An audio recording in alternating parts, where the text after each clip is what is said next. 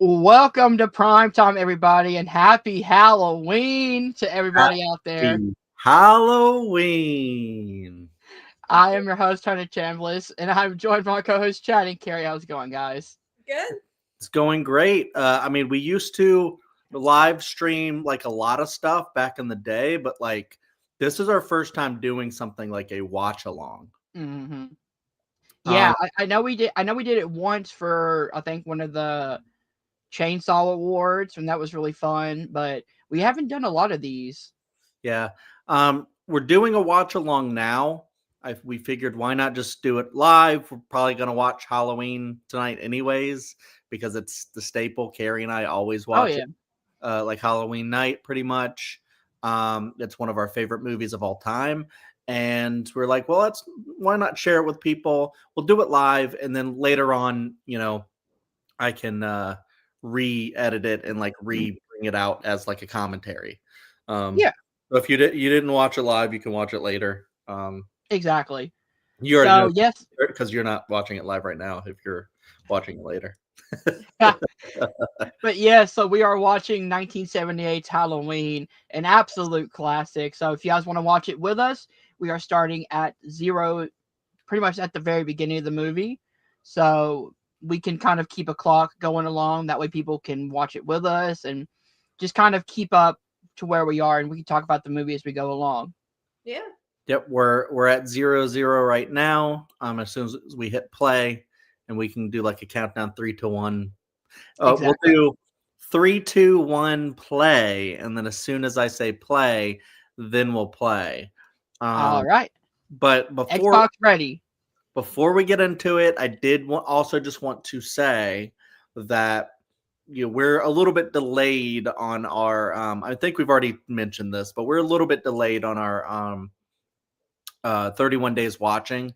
So Mhm. this is a part of that. This is like our 31st kind of Yeah. movie. So we will get the other episodes. We have 2 more episodes to drop, and then as soon as we have that, we'll have that project done a little bit into November. But we wanted to have something really fun to do on Halloween night, and Hmm. I'm excited to get into it because, like Hunter said, this is a masterpiece, and I think it might be the greatest horror movie ever made. So very excited to watch it. I'm not sure. Scream is right there. So Scream is up there, but Scream, what does Scream use? Stuff from Halloween. that's So true. Yeah. it Yeah. it it, it Scream is only great because of Halloween. So let's go ahead and get to it, Hunter, and then we can, kind of talk a little bit and about whatever during the movie as well. But Mhm. try to talk about why this movie's so great. And let's go ahead and start. 3, 2, 1, play. Right off the bat, just the iconic music, man. Yeah, Like you gotta love the score of this film. it's probably the greatest horror score ever made, and then Hmm. just one of the best scores like of all time. Uh, and then you get the iconic pumpkin with the Uh, Michael carved into it a little bit there. It's like Michael holding a knife. yeah. And then it's just a slow zoom here, which is just amazing. Very simple. And all you need is just the simplicity with the music over it. Hmm. Um, And that's the thing that makes it so great is it's so simple. so simple, It's two notes. It's just like a slow crawl into the pumpkin. Yeah. With exactly. a lot But of great. also like this is also a very classic and very digestible horror film because of how simple it is. Yeah, Like not only the score is simple, but the opening is simple, but just the act of Michael Myers just stalking a babysitter that's been around forever. That's a classic tale. So yeah, it all kind of makes it not simple in a bad way, but very simple in a easy to digest way. yeah. I Yeah. mean, the initial script was, you know, killer stalks babysitters. Like that's kind of just what they Mm, wanted to do. And then John Carpenter, Deborah Hill got together, wrote a brilliant script that was like, let's I don't know, let's make everything make sense, but just have like the best atmosphere, creepy vibes, and they just added like something extra to it. Deborah writing Mhm. dialogue. Mm-hmm. Directed John Carpenter, Haddonfield, Illinois. Sticks and Ghosts. 1963. Cats and Goblins on Halloween night. And then here, the other thing to note is just how small of a budget this had. Oh And yeah, the most of the most of the budget was used on this Panaglide camera that they're using. that makes sense. Yep, that has them, kind of sweeping around Michael's childhood home here. And I don't think there's any candy on that porch for Not Well, at all. It was so like, you knock and you get the candy. It's Well- very interesting. We went trick-or-treating tonight, and our neighborhood isn't big into it. So it was kind of, we only went to houses where people were outside Yeah. with candy, or where, like, their doors, they had like their screen door, but the rest of the door was open or whatever. Yeah. And obviously they're too busy getting it on to be handling. Probably later than you would get candy at this point. Yeah, might be. I mean, I guess Michael had just got home from trick-or-treating. Yeah. Yeah. And yeah, at the beginning, they said that his sister was saying that their parents don't get home till 11.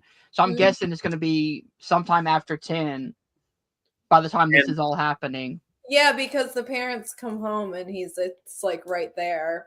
I mean, the timeline doesn't super work. If the parents were right about to come home, they probably wouldn't be, But he comes down the stairs real quick. Like it's so funny.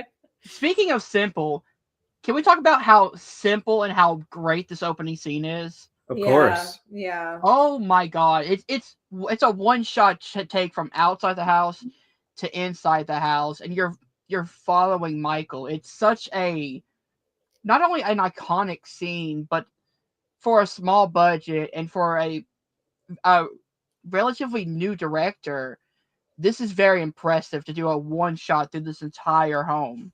Yeah. Seeing everything from little boy Michael's perspective. And it's interesting to think about, if this is the first time you're ever watching this and you haven't heard anything, when this film came out, they're using this like camera's the point of view of Michael. You don't know. It's like a twist. Exactly. Oh boy. You see a little hand, but you might, is that a little boy? And then you don't know until you actually see him. But I was rewatching the kill count of this movie the other day, and James said something so funny. He was like, it's only been a few minutes since the boyfriend of Judith went up the stairs. He's like, man, that was quick. Yeah. Yeah, a little oh my god. And then Michael's like very robotic here, is like a machine on a mission almost to kill his sister. Yeah. And of course, we're kind of on the page of we've seen it before, so we might get a little bit of a spoiler here or there come through, but it's only a spoiler for like right now. So yeah, Michael. And that is the only time I believe that they say Michael in the movie. I think the rest of the time it's a thing, a shape. Does Loomis not say his name? I don't think he does, to be honest. But that's hey, what I've heard, but I can't believe that's true. It's almost like an uncanny, like what do you call the thing? Where you think let's try to pay attention for it. Yeah. Oh, and also right after this, when it finally cuts, it's like a shot. It's like a piece of art, like Look, artwork. they just said his name again, Michael. Okay, I think these are the only 2 times, but we'll find out. Yeah. And like this is like a picture, like a piece of art right here. Yeah. Of what just happened, just him standing out there. Obviously, because that's how they're framing it, because obviously they're not doing anything right now. They're not like, what? Why do you have a bloody knife, Michael? What are you doing? You know, kind of a deal. I want to see that cut. What are you doing, Michael? Pockets looking so bored. But I think it's just like, you know, for like a framing technique. It's so brilliant. So this is what, 15 years later? 15. Yep. Minus 1 day. Yep. And that's the brilliance of it too. It's just, you know, except for the 15 years earlier, it all takes place in like one calendar day, right? And then the sequel takes place the same night. Yeah, the same night. Which so like watching 1 and 2 back to back is like watching one long movie. It is. One long night of horrors. Exactly. The great Donald Pleasance. Donald Pleasance, one of the best. He goes absolutely insane in the sequels, and I love it when he does. I love this conversation where she tries to talk about Michael's humanity, and he's like, "If you say so," because he's like he's just a thing.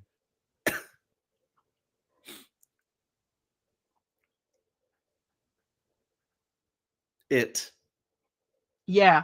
If you say so.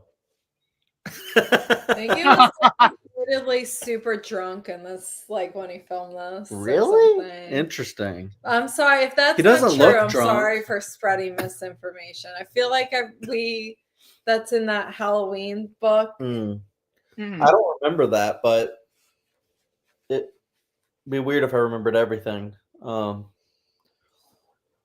my god, my heel is like killing me. Oh.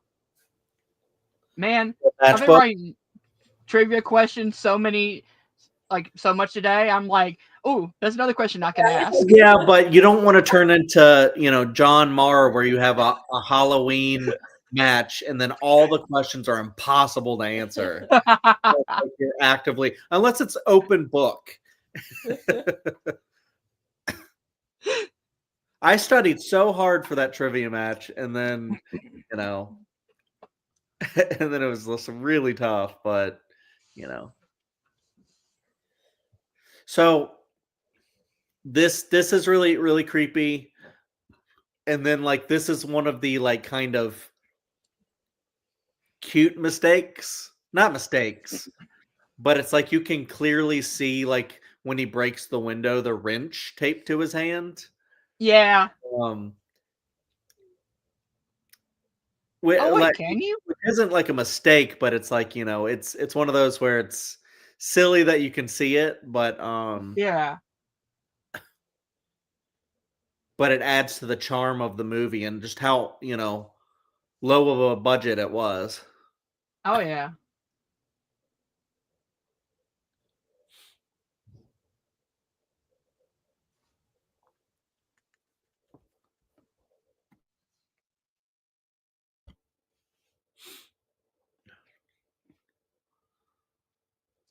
God. There you go. There's that wrench. Oh, you can see it. How else would he have broken that window, though? That's I guess funny. It's so strong. I'm just saying. Well, I'm just saying the shape taped a wrench to his hand. It's not.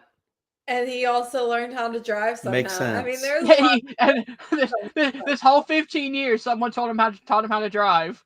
But at least they point it out in the movie. Yeah. They do. So they try to, as best they can, to make everything make sense. They're like, we're not going to explain it, but we're going to acknowledge that. Acknowledge it. It's kind of funny because he's like, you know, he doesn't even know how to drive. He did a good job last night. They're just as confused about it as the audience is. So they're like, who has been taking this guy out driving? Yeah. I mean, he drives well enough for someone who theoretically has never driven before. And I love how, like, you know, the shot of this where, you know, it's clearly California, maybe but not. They have the leaves. maybe not even in the fall, but they, sprinkle the leaves in front of the camera to make it feel, a little autumn. From what I know, this was like either winter or like going into spring. I think they get like the clothing right, and it's weird just how, even though like the setting doesn't necessarily scream fall all the time, they're still able to give you that vibe of cold, creepy fall Halloween. They try. Yeah. Like a lesser movie with this budget would have just not even have put the leaves down, Yeah. But Carpenter had a really good eye for detail, though. So he wanted Haddonfield to feel like a real city and just like any U.S. city. Yeah. Yeah, exactly. Like, the suburbs could be your suburb, and it's which makes it 10 times scarier when you realize, that something like that could happen to you. Yeah, and it's the same thing as Michael and his mask, and how the William Shatner mask, and how you can like kind of put your fear into the mask, kind of a deal. Like it's kind of the same thing as the ghost face mask, where it's like you're screaming, but it's screaming right back at you. Yeah. And the blank, expressionless face of the Michael Myers mask is just one of the creepiest, most iconic things ever. But we'll get there. We're not there yet. Right now, we got Tommy Doyle. Well, love like all the questions. He's like, why? Yeah. Why? He's just a little kid. And I love how like 70s the clothes feel. This is Spook House. How young Jamie Lee Curtis is in this. Wow. Isn't this her first feature role? Yeah, I think so. Yeah, I think it's one of those because introducing at the beginning. That's right. And it's because Lonnie Elam, who will be played by, I forget the actor's name, but he's a Mike Flanagan regular. Oh, I don't remember his name. Not Bruce Greenwood. Oh, no. Overstreet? I something Street, I think. He plays in like in Midnight. All right, that's a really good Dog Dies. Yeah. Sorry, that's a really good. Like Shot. I've never listened to the. Well, no, the song she's also singing. I didn't put two and two together. Yeah. She was like, I want you all to myself, just the two of us. Just like Michael and Laurie are the two of them. Yeah, I love how they set up the hero villain kind of dynamic. Yeah. I love Donna Pleasance. I don't think they do. Because it would be this, and when he's talking very well last night. Yeah, because they're really trying to take away Michael's humanity. He's lost his humanity. That's why the 15 years earlier is the only time that anybody thinks of him as a person. Mm. Oh, this is great. Where she looks out the window. I mean, like, how many other movies have used this? And, like, follows even Halloween themselves have reused it for H2O. Yep, Nightmare on Elm Street. Mm-hmm, Remember at our trivia match, Hunter, when you got this question wrong. Where does she see Michael first? It's right out the classroom window. Oh my God! I forgot that too. And you might not even notice him. That's the whole thing. Is like you might be looking like I didn't see anything. Why did they show the outside? She's just bored in school, and she's. Did they also? Oh my God! Oh, look right there! Kind of a deal. It does look. Yeah. Yeah, he's just sitting there staring. Didn't they also use this shot but reverse for Jamie Lee Curtis in 2018 Halloween? Which I thought that was a really cool parallel. Or like there's a lot of really is now becoming. I mean, David Gordon Green is clearly a fan of the Halloween movies. Like he did a lot of really cool like throwbacks. You could either say that it's really cool. Or that it's kind of like you could also easily, I'm sure, roll your eyes at it a little bit. Like, make make your own movie. I think it's a cool callback. I I don't like the plot, like overall the plot of those 3 movies, but yeah, he's clearly a big fan. Yeah, I think a lot of the callbacks to the original movie are some of the best parts of that movie. Maybe I'm just love everything, but I actually really like all 3 of David Gordon Green's Halloween movies. I don't think they're amazing, but I think the idea in each one of them about like the first one being family trauma, the second one spreading into the city, and the third one where the city turns on Laurie, I think it's a really cool connection. Yeah. Apparently, they only had enough money for like maybe 2 pumpkins, so they had to shoot that like later, I think, because they the pumpkins. I was just gonna say, like, look how kind of like thin he is in this movie. Later, he'll be a little bit more like muscular. Because he's like, they start getting like, big buffer muscle actors, guys to play him or whatever. And he stole the government car. Wasn't the actor for Michael Myers Nick Castle, right? Yes. Yeah, he was the original one. Yeah, there was a bunch of people who played Michael allegedly in this movie, but in different scenes, yeah. I guess. Doesn't he? I thought he stole a car on the way. Does he just stop and kill someone on the way his way to Haddonfield? This is the government car he stole from the nurse. No, I know, but Donald Pleasance stops at like a train station or a rest stop or something and sees. He took the coveralls. Oh, the coveralls. Yeah, he took his clothes. Right. Okay. And he gets the mask and the knife at the hardware store. Yeah, the hardware store, yeah. Because I guess they don't go and investigate the break-in at the hardware store until hours and hours later, even though the sirens are still going off. Because this is clearly hours, so he has the mask already, and he does have the mask before. Yeah. And he just happens to stop at like the same. It's funny. All right, Carrie's trying to poke holes in this movie for some holes reason. Everywhere. I don't know. Hey, it's fun. I'm taking this beer from you. I love this movie. It was in my top 4 on Letterboxd for a very long time. I think this movie is perfect, but even when like you have a perfect movie, oh yeah, there's always gonna be some like even Die Hard. That's like one of the like most like brilliantly written. The best Christmas movie of all time. Yeah. Yes. Well, one of, but even that has a very, I don't want to say big plot hole, but it's a plot hole that the director acknowledges and just says, "Who gives a shit? Who cares? Yeah. Why are you thinking about the movie this hard?" I mean, I have literally watched this movie probably more than any other. Like besides you, when you're a kid and you rewatch movies, as an adult, it's probably the movie I've rewatched the most ever in my life. And I'm at a point where I see anything and like.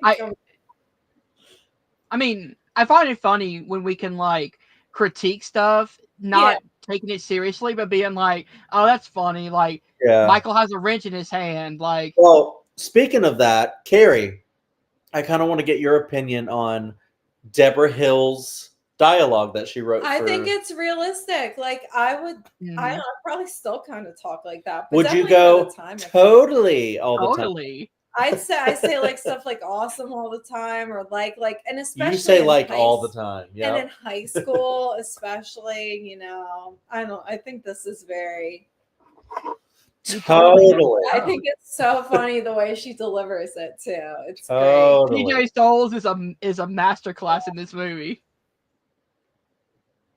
She's also in Carrie. Oh, Paul. She is in Carrie. Yep, she's one of the classmates, right? Yeah.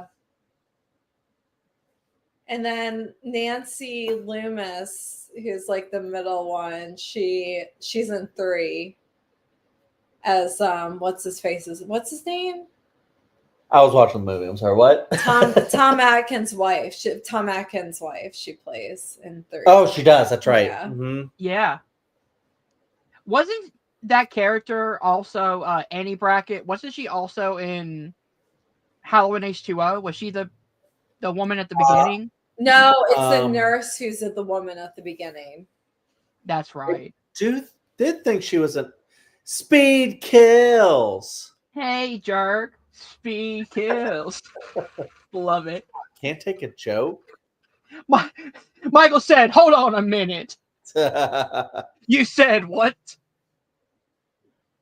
He wasn't even driving that fast. So creepy. I believe it's the next scene or the scene after where they're at the hardware store and you just see the same car. So Michael's driving behind Loomis. Yeah, it's crazy to see like his back turned on the car that he's looking for, just drive right past him. Just the idea of an invading force coming into this town where everyone is supposed to feel safe, and it's like you're not safe anywhere. It's just a brilliant, listen to Lando screw around or talk to you. Love that. That's the three options.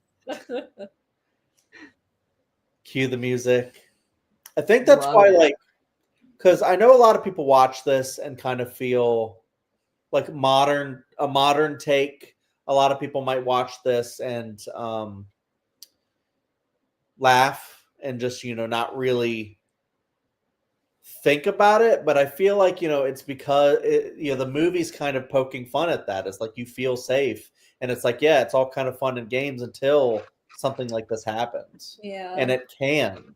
And I feel like people don't really think about that. But if you watch this movie and just think about how freaky that is, like we were just walking around our neighborhood and just thinking about someone kind of over there staring at us right here. Yeah. Oh, love this scene. Just like with, bad intentions.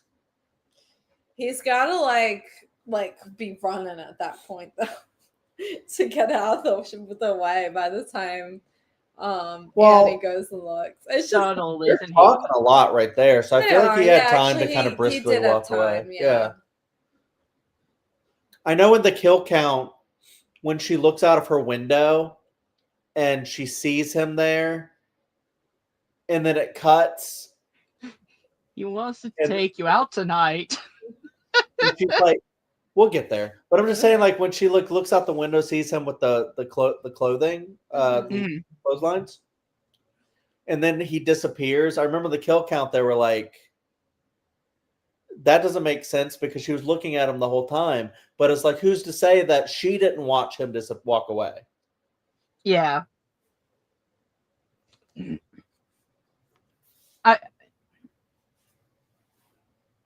She's the smart one, the goody two shoes. But which I love. Notices everything. Exactly. I love the dynamic between all three of them, because we all have friends like that where it's like one of us is, the smart, kind of shy one. You have one that's kind of outgoing and, pulls the introvert into certain situations. And then you just have somebody like Annie who's kind of just there to jump scare.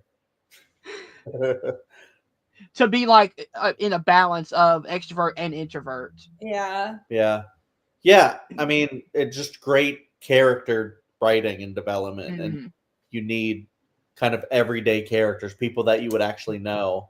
And I love how Lori is the responsible one, and she sees it at first as like a fault, like I'm always the one that does the right thing and reads the book. And then her friends are trying to get her to, contact to party.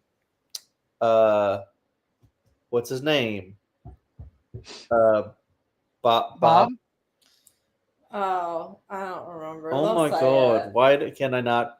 Speaking of trivia, why can't I remember? Ben Tramer. Ben Tramer, yeah, the one that isn't it part 2 that just gets run over by a car, or is it this one? Yep. No, it's the second one. Yeah. It's the same night. Loomis just runs him over. Loomis doesn't run him over, but Loomis is in the car, right? No, they're witnesses to it, but right. hits him. I was like, Loomis is in this scene somewhere.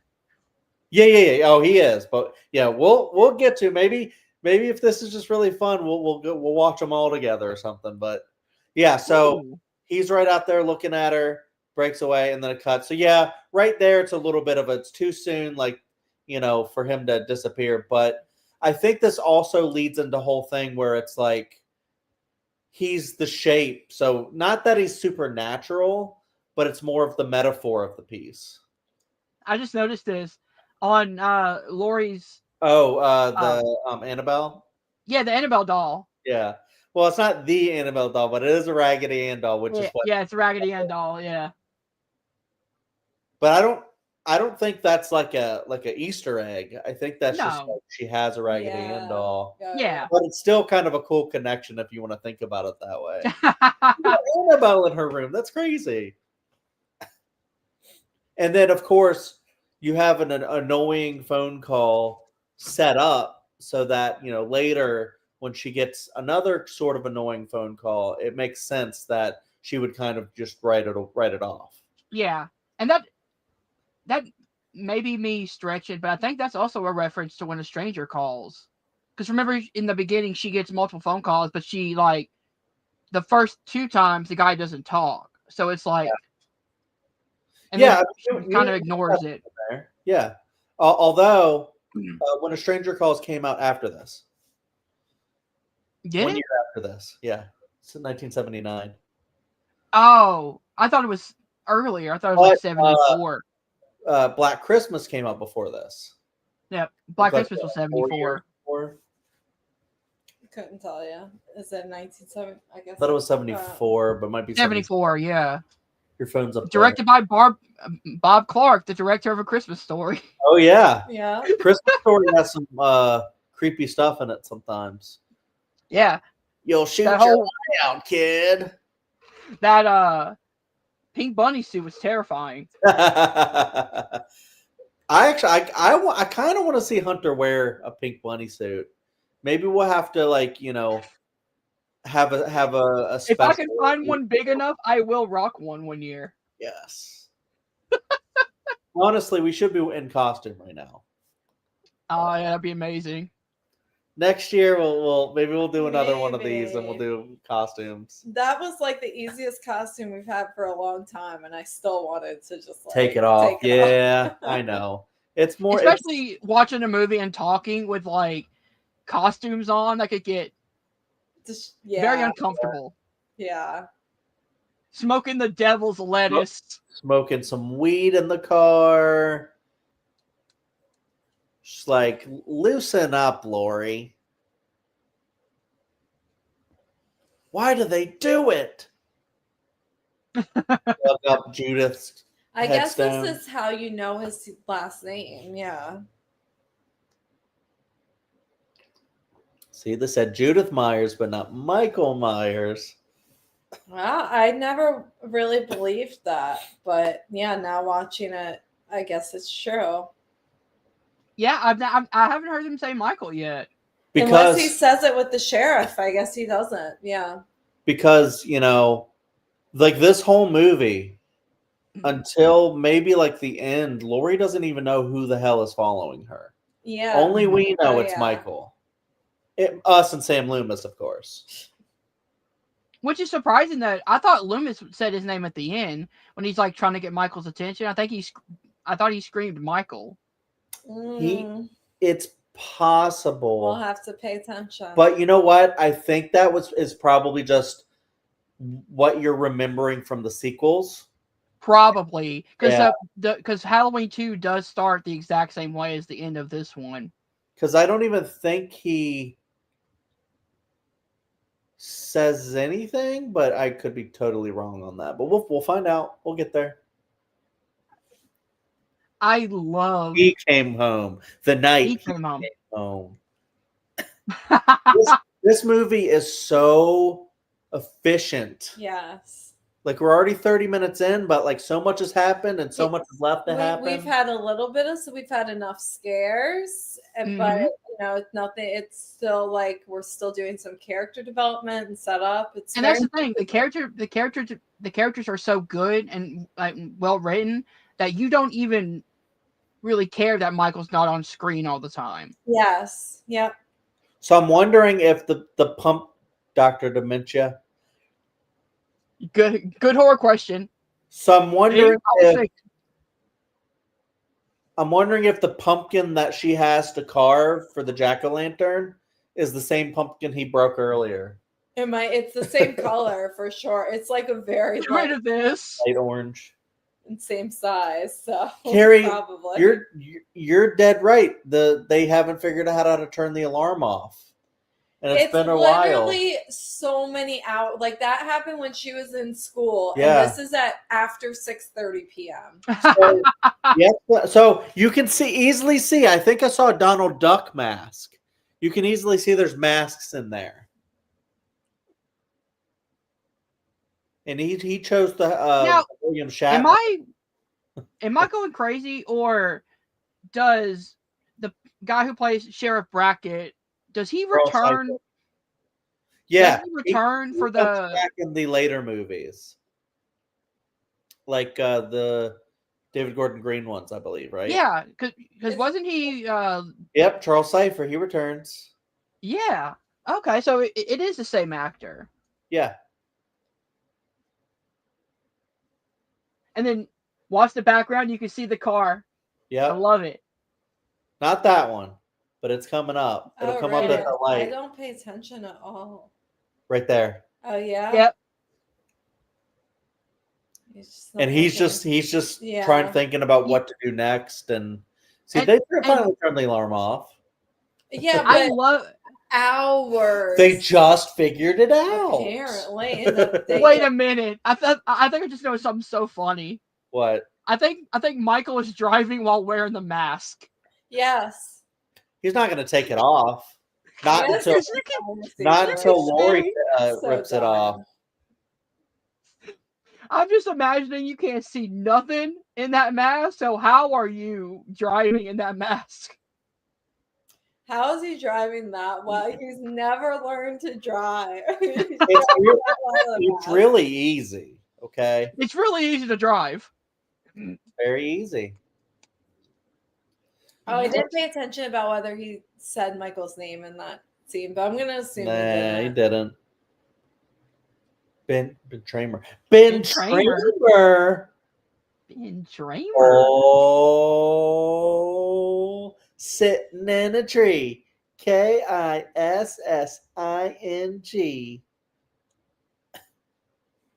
Tramer. It's like why do I tell you anything, Annie? Oh. we all have that friend. Oh. We all have that friend. Why do I tell you anything? You never know. He's following. What do you do normally when you watch this movie? Usually I'm doing stuff like I'm like that's fair. Chores, I'm like, mostly just doing chores, but getting ready for work. I actually wonder if, because we find out that they're related in part 2. I wonder if. Ugh. We don't find out that they're related. They decide to write in that they're related. I like to watch this movie thinking they're not related. They're not related. Okay. Because that's what I was going to ask. I wonder if John Carpenter had that planned out, the second one. No, he definitely didn't. Like it was said that they just like wrote that in. And I think like John Carpenter said that he just does not like Halloween 2. What's the name of the book? There's a book. Taking Shape. Taking Shape. Yeah, we it's both a series of books. Listened to it. Oh yeah, I don't think I've listened. I can't remember if I've listened to the second one. The second one's like plots that were almost made into Halloween franchise movies and weren't. Yeah. The first one though, Taking Shape, Chad and I both listened to it on audiobook. It's like a history of oral history of all the Halloween movies up until the book came out, which I think it came out like right around the time the 2018 Halloween came out. And it's really, really good. We used it to study for trivia a couple times. That's smart. But definitely, like if you've seen all the Halloween movies, highly, highly recommend that book. Okay. And you get some exposition here, which I love. Even the scenes of them explaining what happened, it doesn't feel unnatural. Nope. And you're about to get. I was just about to say you're about to get some like a really good like acting like speech from Donald Pleasance here coming up. You learn that Michael apparently ate a dog. He eats a dog. He got hungry.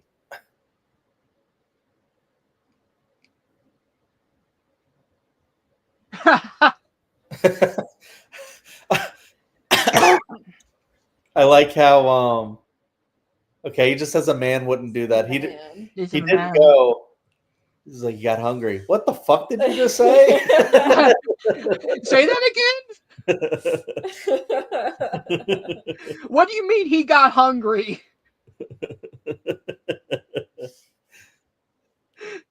Oh man, I love this movie so much. Because our TV keeps telling us the TV's muted, even though we can hear it in our. It's just like the little mute thing goes all around the TV the whole time. Oh yeah.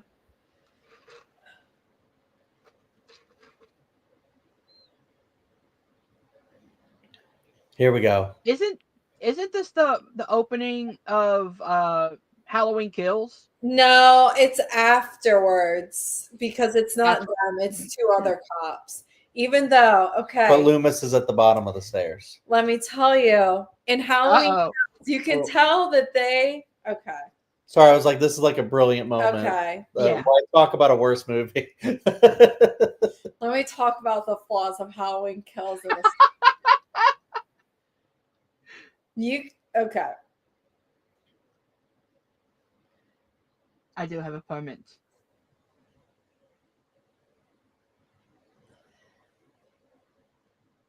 I love this whole sequence. No conscience.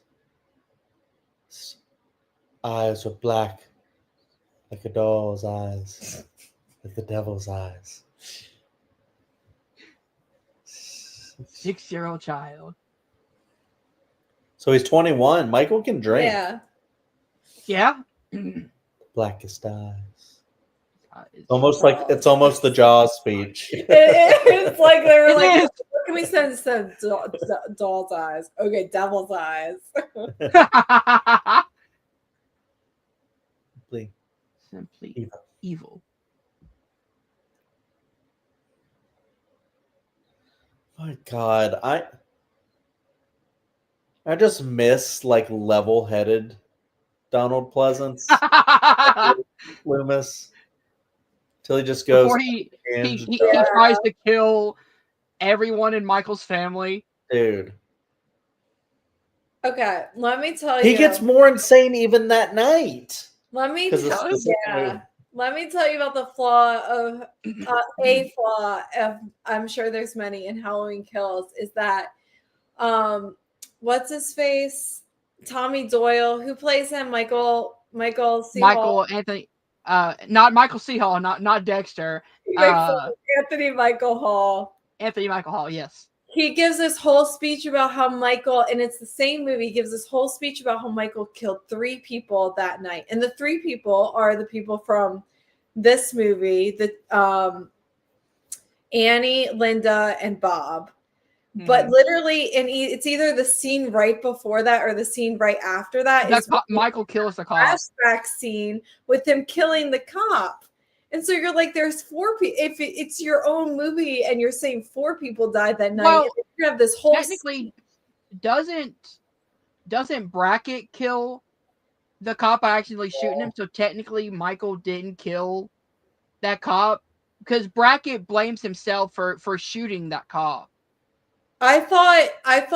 I can't remember. I thought he froze and then Michael like stabbed him, but maybe you're right. So, I think I was reading the synopsis for how the Wikipedia page is watching the thing from another world. Yeah. And so is Tommy Doyle, I think, right? But I'm pretty sure what happens is Michael does stab him. He doesn't die though. He's using him as a human shield, and then Brackett, trying to get to him, shoots him. Okay. Technically, Michael only did kill 3 people that night. All right. You might be right. I'm not a defender of Halloween Kills. I think it's fun, but there are way more plot holes in that movie than there should be. So Andy's trying to set Laurie up.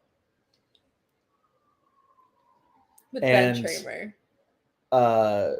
Tommy Doyle looks out and he sees the boogeyman. I love that. And you can see, it's just like the shape, just like the silhouette. He's like, I know that's not right. Yeah. Something just feels off. He's dressed as an astronaut. Yeah. It's gone. Oh, that's really like... It's almost like, was he actually there? The movie like has you like guessing, like wondering, did you actually see what you just saw? And that's what the characters I think they still use that half of the broken pumpkin for that jack-o'-lantern because there was like, that wasn't even a full pumpkin, it seems like. Oh, you might be right because it did look kind of weird, like flat. Also, speaking of that point where you were like he vanishes and then reappears, I wonder if when Laurie sees him, I wonder if that's actually her seeing Michael, or if it's her like envisioning the person she saw behind the... Yeah, that's what I was too. The fence. Yeah. So it's cool that you can have both answers, where it's like Michael is obviously stalking her, or she's just so freaked out by being stalked by this guy, and then him just disappearing, that's what she sees. A flash of this guy, and then he vanishes. Yeah. I love the art of the movie, and this is one of the saddest scenes because Puppy's about to get got. My nerves again. Aww. Yeah. How do you hear that and not think something's wrong? I know. Yeah, I hate how the horror a lot of the time uses animals for stuff like this, just kind of like a plot thing, like something happened to the dog kind of a deal. But it also sets up Michael's ruthlessness. It makes him scarier. Yeah, that he'll do that to a dog. It's a scary thing. You think about some of the scariest things that can happen. Yeah. Like, Howard Hawks' production of The Thing. That was very Nicolas Cage there for a second. The Thing. What is it? From The Wicker Man. And what's the name? Not the bees. And Laurie's doing what Carrie does all the time when she watches movies. Twirls her hair. Yeah, not twirls it, but like, I don't know. What are you trying to detangle it the whole time or something? Right. And I wouldn't let anything happen to you.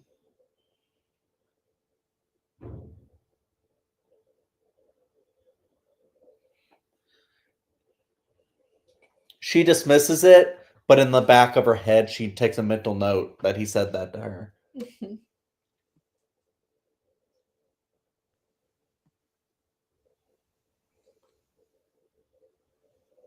I'm not going to let anything happen to you.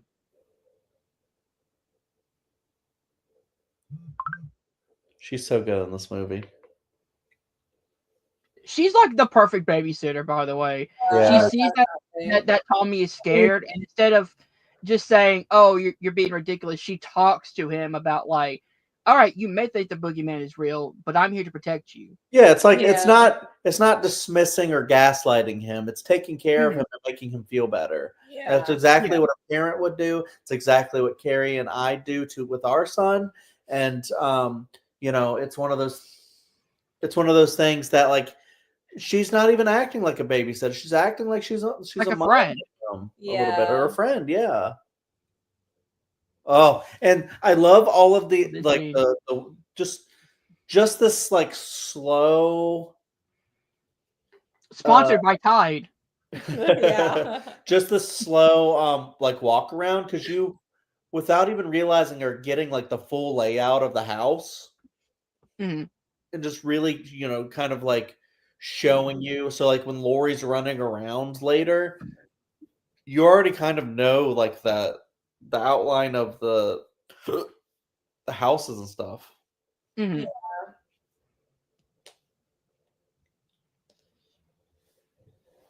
And of course, Annie gets trapped in the laundry room,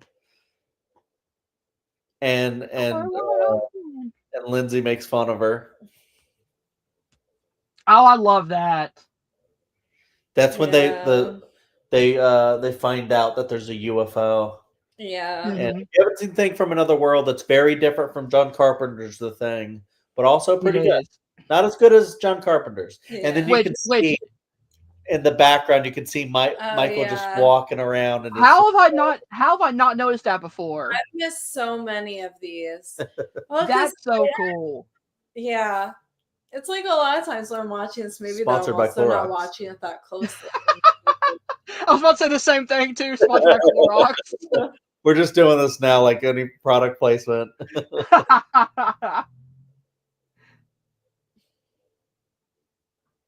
Oh, Paul. Oh, Lindsay's adorable. Yeah. I will say another pro about the David Gordon Green trilogy is that the actors he had to play the younger characters actually do look like they would be them older. Like the older actors playing like the young Tommy, young Lindsay, like they look like. Well, he got Kyle Richards, who it was. He did, yeah. Yep, that's right. Which is really cool. Yeah. Just to note, if you're wondering, for a time check, we're about 48 minutes and 40 seconds in at this time period. Oh my God, we're almost done with this movie. Dude, I know. We're halfway through. Yeah. It just whizzes by because it's just so good, and like it's a movie that goes by really fast but has a really great pace to it. Yeah. Once you're in it, and it just kind of like holds on and doesn't let go because you're trying to figure out what's going to happen with these kids and this creepy ass dude. Yeah. She got stuck in the window. Don't tell anyone, Lindsay. Stuck, huh? Ha ha. Stuck in a window. Ugh. Did you see him? Mm-hmm. Oh yeah. Love it. Gone by this next. Uh-huh. Yeah. Just the camera wipes. Is this are they doing like Dutch angles a little bit? I know Scream is famous for doing like Dutch angles. Really slight angle. Yeah, it's just a little bit off. I don't know if that's purposeful or not to like make you feel uneasy. Yeah, probably. Because I know, like, and if you look in like The Exorcist, and they have like kind of the little bit of like the flies buzzing and the lion roaring and kind of like the subliminal audio that just kind of like makes you feel uneasy. That I think like sometimes the camera work can do that as well. It's just make you feel uneasy. Yeah. The score, the camera work, just everything, every little piece that you can build atmosphere.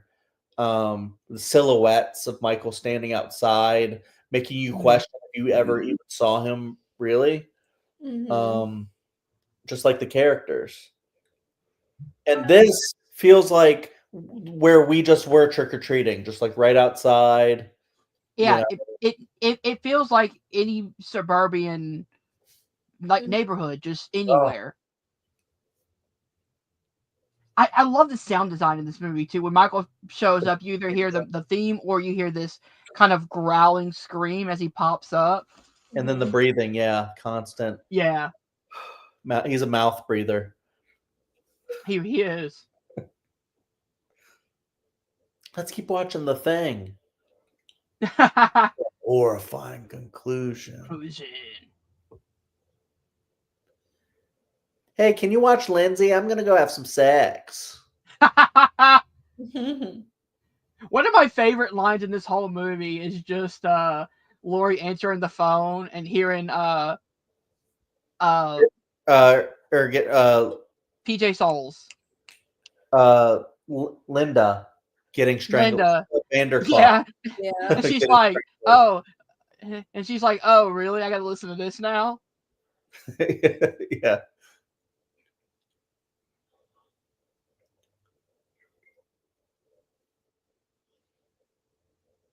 Old Chocro. That was a very 70s line right there. Sorry. Well, he's got to drive over there. Oh yeah, so. true. It probably lasts longer than Judith's boyfriend. Judith's boyfriend. I would hope so. I don't think there's anyone quicker. Oh, Paul. That almost took me out, Carrie.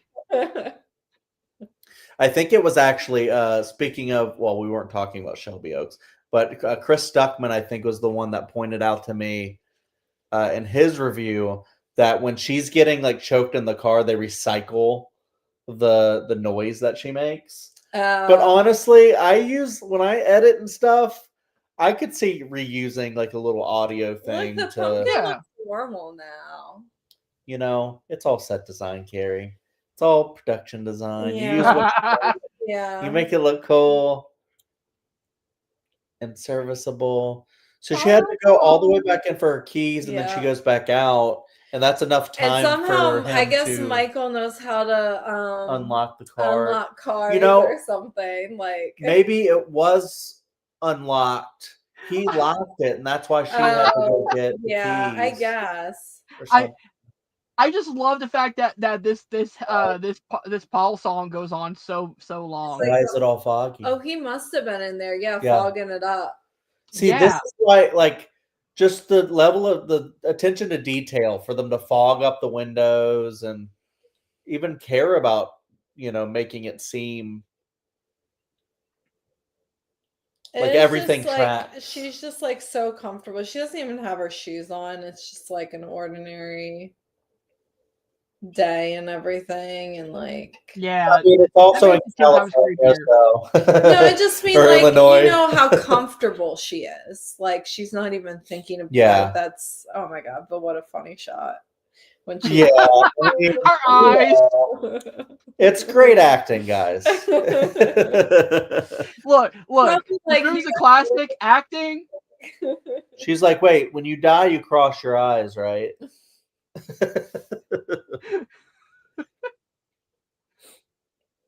This isn't the thing still, is it? Yeah. Yep. Very science fiction. This movie is long. Oh yeah. The Thing from Another World. They've been watching it for 3 hours. I think it's about 100 minutes, something like that. Yeah. It's longer than Halloween. I don't remember a spaceship flying in it. I'm trying to remember the shot too, but I'm pretty sure they're still watching The Thing. You can't just, I mean, you could probably change some channels, but back then they didn't have Netflix. So what was on was this is so mean. He doesn't actually do it though. He just tries to do it for a second, and then he sees that. And he's like, yep, I'm not doing that. He doesn't really know what the hell he's seeing. He's just a little boy, He knows. Love the fact that Michael kicks down the door. He's like, hi-ya. There you go.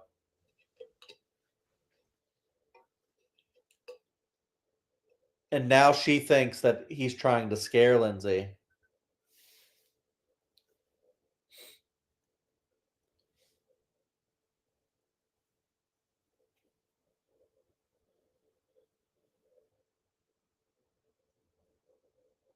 Nobody believes me. Aww.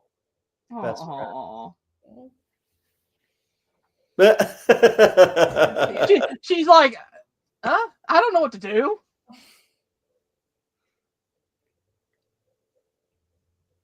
Maybe they did change it. Because before they were like, it's a terrifying conclusion. And then I think this is a little bit later. Are they watching one of those Ed Wood movies? I know. I was thinking 9 from Outer Space. to look it up. I've never really paid attention to what the one of my favorite lines too. Hey, Lonnie, get your ass away from there. From that there.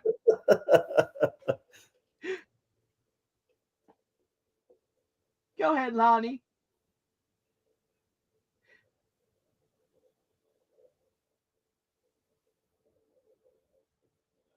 Such a funny line. It is. Oh, he's so cute. He's so sweet. Yeah. He just loves that he's trying to save those kids. He's like, oh. He probably also scarred Lonnie for life. Mm-hmm. Probably. Because I'm sorry, if I hear somebody off the side to say my name, I'm not sleeping that night. Yeah, but I mean, they're trying to like break into that house that is not only has a killer inside of it that they don't know about. Sometimes has a killer inside of it, but also is probably very dangerous and broken down. Yeah, the house is like it should be. They're gonna fall through the stairs, end up in the basement.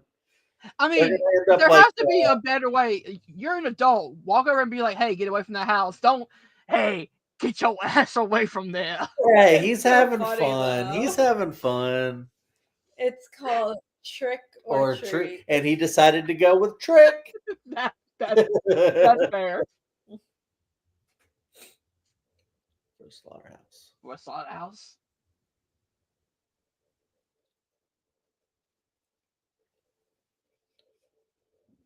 And oh my god, an actual smart sheriff, unlike when a stranger calls. Right. Yeah. that movie will always get hated. Very disappointing movie. The first. All right, here you go, Bob. Oh, Bob makes the weirdest joke. Weirdest joke. Yeah. About like, no, we're gonna take Lindsay's clothes off. Yeah, that was such a creep. It's a joke, but it's like so weird. Rip your clothes off. They're also drinking and driving. Totally. Yeah, that was a very weird line considering Lindsay is a child. You can say and do whatever you want in the 70s, apparently. I think it's just a joke, but it is a weird joke. Yeah. It's a very weird joke. But I mean, you could see like teenage boys telling weird jokes like that for sure. And it matches the like realistic dialogue from earlier with the girls. Mm-hmm. But also Bob looks like he's in his 30s, so. Does he? Kind of. He looks the same age, I think, as everyone else, all the other teenagers. Yeah. Which I think was it Jamie Lee Curtis like in her 20s? I thought she was. I thought she was a teenager or something. I'm gonna look this up. She might have been. Jamie Lee. She was born 58, so she was 20. Okay, still not that far off. 19 when they filmed. Yeah. 18 or 19 when they filmed. Still not as weird as having in the 80s having horror movies where high schoolers are like in their 30s. Yeah, it's not like Buffy the Vampire Slayer. Yeah. Paul Rubens. But I was talking about the show. The show. But Sarah Michelle Gellar was actually a teenager in her 20s, I believe, right? I think she was like 19. Have been 19. Yeah, I think she was. Yeah. She was really young when it started. Of course, get us three together and we immediately start talking Buffy. It'll eventually get there. I mean, if we have a lot of fun doing these, maybe we'll have to watch some key Buffy episodes on a watch. Oh, that'd be fun. Yeah. Like not the whole series, of course, but like maybe key the special whole series episodes would be intense. That would be We're at like one. Pull it up again. We could what? Pull up the time again. 1 hour, 1 minute, 18 seconds. And I'm at 101:25. Nice. So like really we nailed it on synchronizing. Yeah. But really now we're 2/3 of the way, and we're in the home stretch. Now we're getting into the third act, I guess, right? We definitely will. Because it's like 30 minutes is each kind of like an act, I guess, right? Yeah. How it'd be structured. Paul is so horny, man. Bob. There's Bob. I'm sure Well, Paul. I mean, Never meet Paul is too. That's their whole purpose in going to this house is just to use it for sex. So yeah, I kind of feel bad for Paul because he was expecting Annie to be there. I know, poor Paul. Yeah, we have to feel bad mostly for Paul in that situation. Yeah. Major blue balls right there, man. But she's also dead. So that is a perfect pumpkin. I don't know why it's on the bedside table. I know, but it's perfect. I don't know why it's on the side table. It would be rotten, and like, who would do? Like, okay, I'm gonna put this lit pumpkin in my house next to on my nightstand. Do you next think to my bed. They did that for light? No. Okay. No. They're way too. That seems like something the parents would do. Yeah, we saw them go straight upstairs. They didn't go outside and grab a pumpkin. Yeah, Bob's not waiting for that. He's like, we gotta go. Bob's not waiting for that, man. Gotta go now. And then we're about to get the shadow. And we're about. I was kind of hoping he would do the twofer that Friday the 13th Part 3, where it's just. Oh yeah. Get some both at the same time. Which apparently was a ripoff. Well, not apparently. It was a ripoff of Bay of Blood. Oh my God, Bob did not last that long either. Yeah. Hey, it's typical. But we're about to get to one of the most iconic kills in the whole. Give me a beer. In all of horror, I would say. I'll be right back. I'll see you in the kitchen with a knife. So that's another reference. Bob said, "Don't get dressed." See anything you like? Michael's like, "No, not really."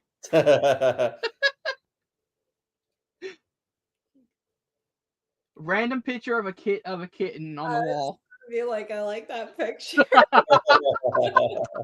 That's so wait, I didn't. Was it a hang in there? No, it was just a kitten. Sadly, not. They might pan back to it. I don't know. No, this is such a great scene because of, again, it feels. I don't know if it was one shot, but it feels like a one shot take. I mean, yeah, it's really good. I mean, even this distraction, like you see the wind kind of push the door open a little bit. Mm-hmm. It wasn't closed all the way, and you think Mike's gonna be right there. Yeah. But he's in a different. He ends up coming from the side. What is that like it's not like a pantry, or is it like a different door to like the living room or something? It might be a pantry, is it not? Pantry.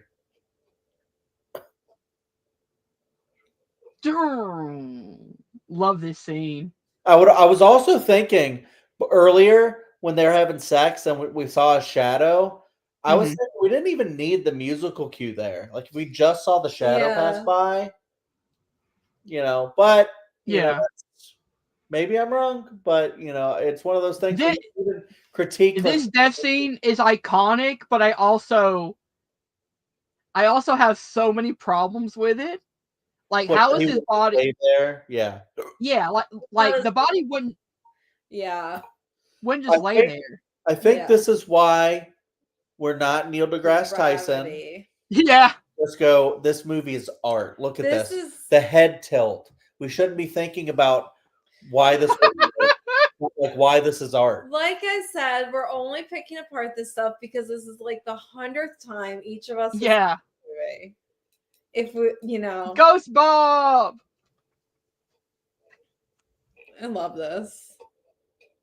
He's just like, let's just have fun. I'm gonna put the glasses on. We're gonna put the glasses over the curtains, the sheet. Dude, he did. Dude. Michael went all out for this prank, man. He was like, He's like, I'm gonna put my glasses on and everything. See anything you like?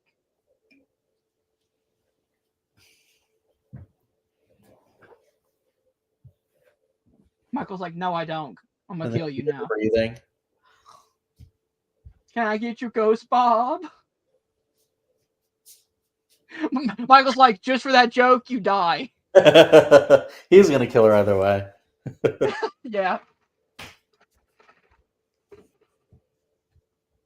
Okay, let's start shit off. Michael's like, I've learned to drive and everything. I just can't speak yet.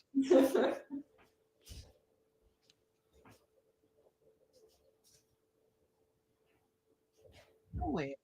Dun. Oh my God. Oh, that music cue. Brilliant. Dun, dun, dun, dun, dun. And of course, everybody's shields are still down because why would they be up? All right, Annie. Get your famous chewing. I'll get your famous squealing.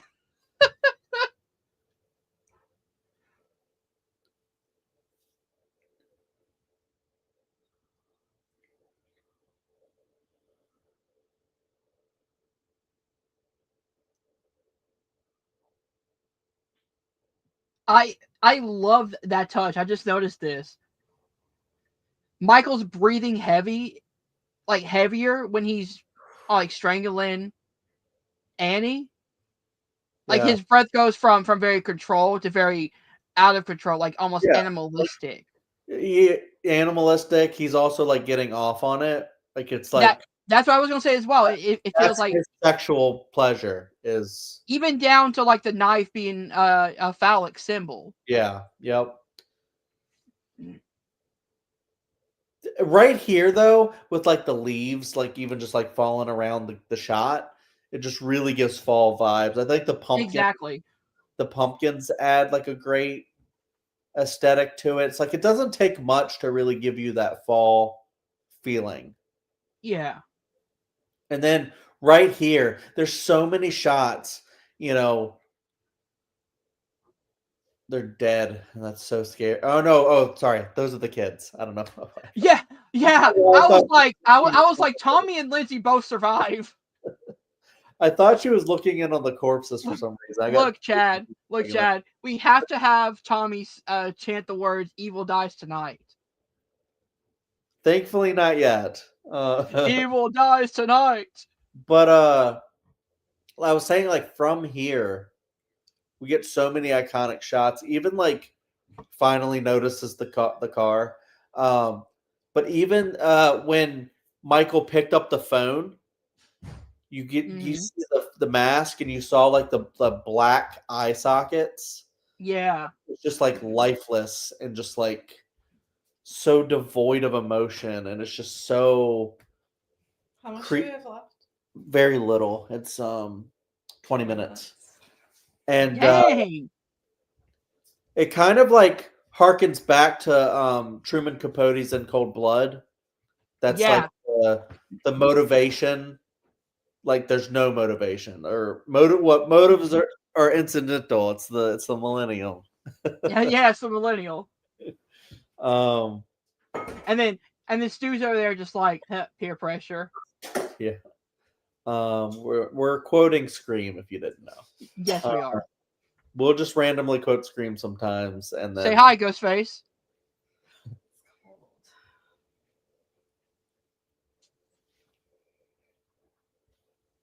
And it's like, because I know people have pointed out, like when this is a little bit past, but when she's like running around screaming outside, that like nobody comes out to help her. But I think it's because everybody's like shields are down. They're not alarmed. They're like, it's some idiot kid out there, messing around. It's some teenager on Halloween pulling pranks on us. Yep. So creepy. I just love. This is so cool. I just love, like the kind of the handheld. Like this whole third act is insanely great. Yeah. Running around, seeing all the corpses, and then which is like a horror staple now. Yeah, You have to have the parade at the end of the parade, different bodies. My question is, how did Michael hang up that one body that just swung in front of Laurie? Is that Annie? That's the thing, is like it's interesting to see just how, like, Michael actually kind of mirrors John Carpenter himself, where he's an artist. He'll frame shots. He'll put I also on the bed. He'll hang somebody up. So I just thought about this as well. I wonder if the reason Michael does these kind of theatrics is because in his head he's still a kid. Yeah, he's a kid. He's a kid running around showing his mom, "Look what I did!" Like, that's a great point, Hunter. That yeah. Look at this cool trick I learned. Like, he's not the same. He's trying to show off. It doesn't look as perfect. Mm-hmm. It is the same one. No, it's definitely not. That's the flat pumpkin. This is Carrie and I with the pumpkins, the same way that people are like, all right, this ghost face is definitely Stu right here. Yes. This one's Billy. We're tracking or there is no way that any of these is Amber. Yeah. Right. Yeah. How does Stewie like that? Again, I don't have any problems with any of these Scream movies, so. Zero problems with the Scream movies. No. Zero. Not even Scream 3, Hunter. It is impossible for there only to be one ghost face. Yeah. Oh yeah. It's literally like, they wrote it for 2 ghost faces. Yeah. Fun fact: it was supposed to be 2. Yeah. It was supposed to be Roman and was it Jennifer? Not Jennifer, right? Emily Watson. And I want to say Angelica, but it's not. Yeah, no, I think it is Angelica.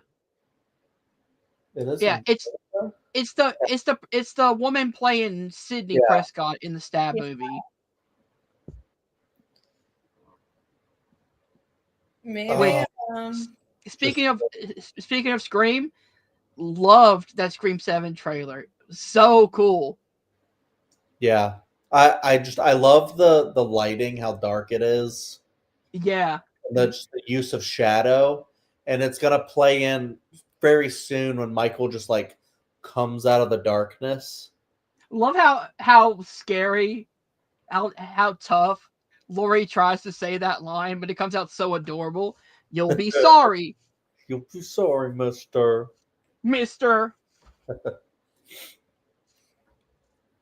Now, modern Jamie Lee Curtis, if she said that to me, I'd be scared.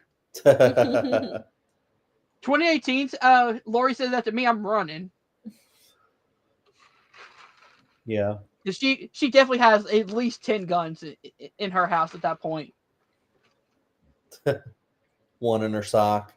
One in her sock, one in her shoe, one everywhere. The pace of this is so really good. How slow it is. The camera also mimics how slow Michael walks. Yep. If you notice that, she's like, the camera's walking as almost we're in the POV of Michael Myers as he's walking kind of slowly. Yeah, like how it matches up. Yeah. Yeah. It's just, the level of attention to detail is what makes this, There's so much that I'm catching right now because we're talking about it as I'm watching that like I can piece together more than if I was just watching it by myself. I mean, this is why the pumpkin needs to be there because look how great that is. It's a beautiful shot. It is.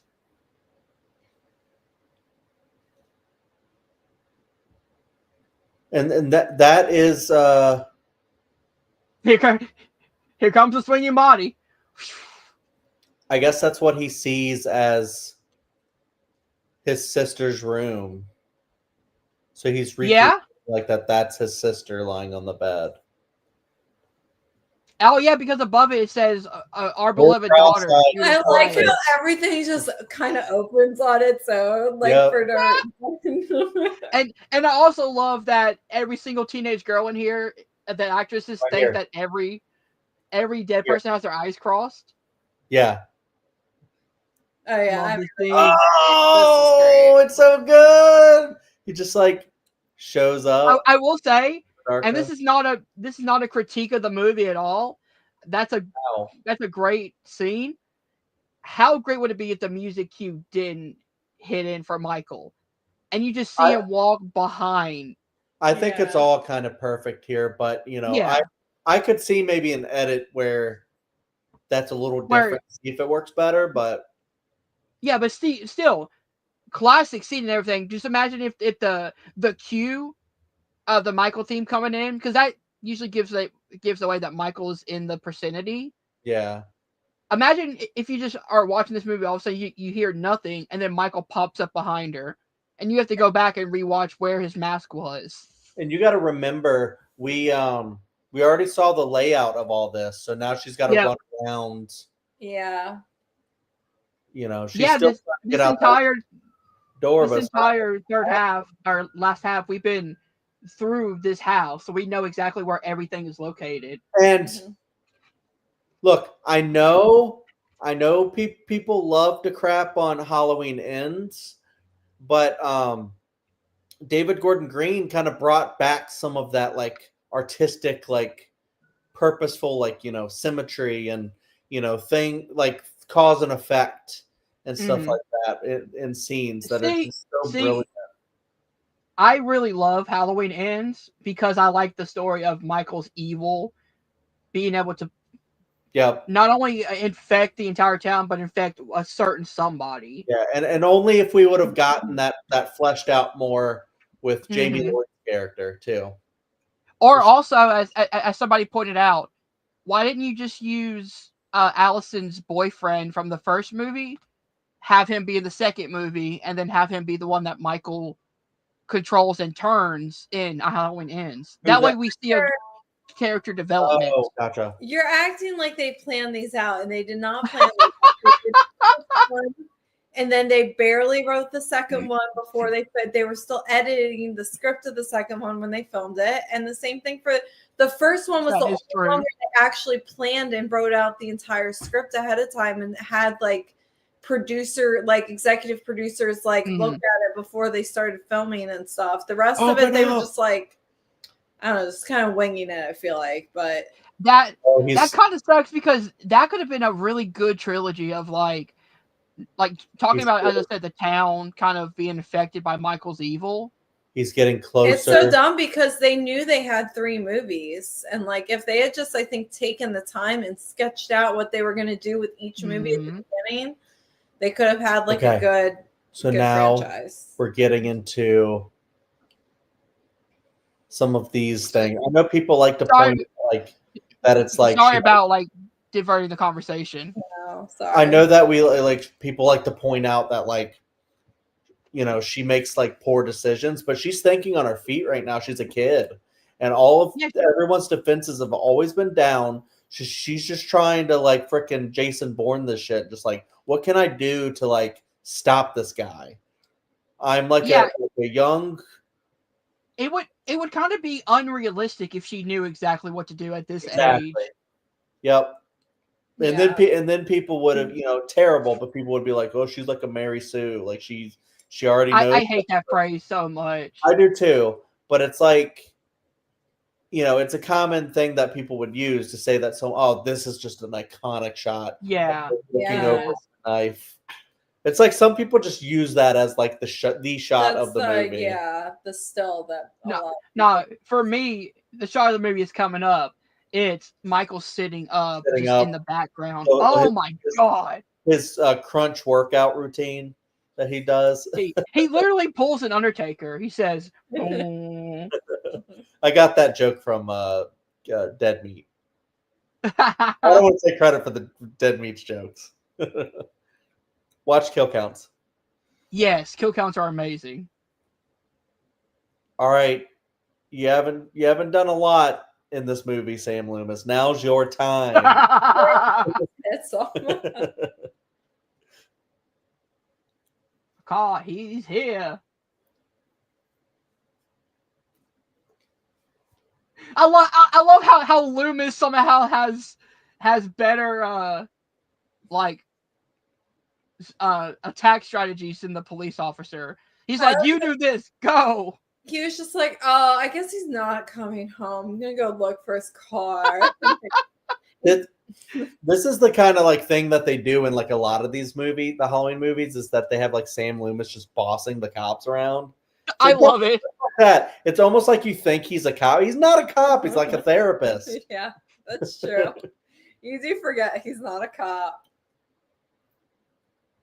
What's on her pajamas? Trees? Those have to be Tommy's pajamas. Yeah.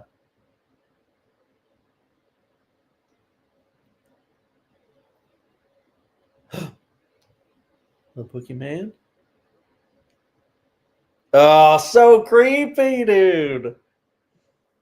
God, that mask is so perfect, and it's such a shame that it got so destroyed. They could never recreate that mask. It's so iconic. Yeah. And this is one of like the scariest things to me, is because like being chased for one, but also locking yourself in a place and then like just like thinking about that moment of someone peering in and just like finally seeing you. Yeah. For some reason that just scares me so scary. much. It's even like if you're playing hide and seek. It's like just it's a scary game. I remember feeling that way when playing hide and seek. It's scary. Because he's gonna peer in and then he's not gonna see her at first, and then she's gonna look down and see her. And I mean, down to its core, the great thing about this movie is that it's a home invasion movie. Yeah. Yeah. Like, also, I mean, if you think of Haddonfield as their home too, it's like the devil coming back to terrorize the town. Mm-hmm. But also, if you look at it from Michael's perspective, maybe they even invaded his town. I don't know. Michael's like, I'm the hero here. You want to see that moment when Barney Stinson tries to talk about how Michael Myers is really the hero of the movie. Yes. It's almost like the In a Violent Nature, where you get to see it from the killer's perspective. I love that scene too, where Laurie stabs him with a knife, because it's like well, she just stabbed the coat hanger. Oh, the coat hanger in the eye, and then with the knife. Yeah. Yeah. Because it's like, again, we talked about the knife being like the phallic symbol. Mm-hmm. It's like the woman is taking that power back and stabbing Michael with it.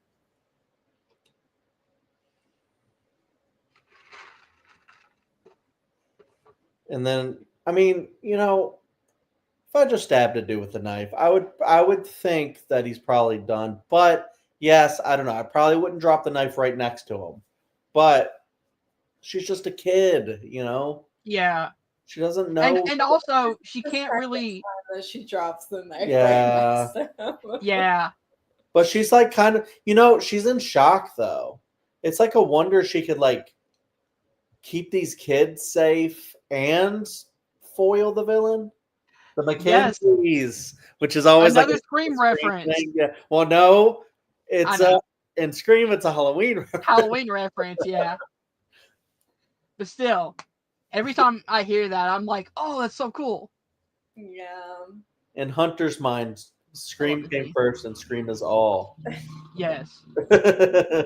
Yes, it is. Oh, love this scene. It's so cool. Holy shit! Oh my god! There's Boogeyman's in there.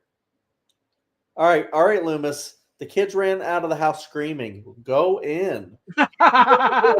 Yes, he doesn't want to be like, just walking in. My question is, no, you run into the house. All right, would this movie have? It's just like the blur in the back, and the focus. Yes, it's so. It literally looks like a shape. Yep. Yeah. All right, now does he yell Michael and then shoot him? I think he just shoots him. I don't think he yells anything. he stops because she rips the mask off. And then he's trying to put the mask back on. Let's see, is it 6 times? One. Oh, you're right. I could have sworn he said Michael before he shot. 2, 3, 4, 5, 6. 6 times. I shot him 6 times. Oh. And such an iconic scene, man. It's empty.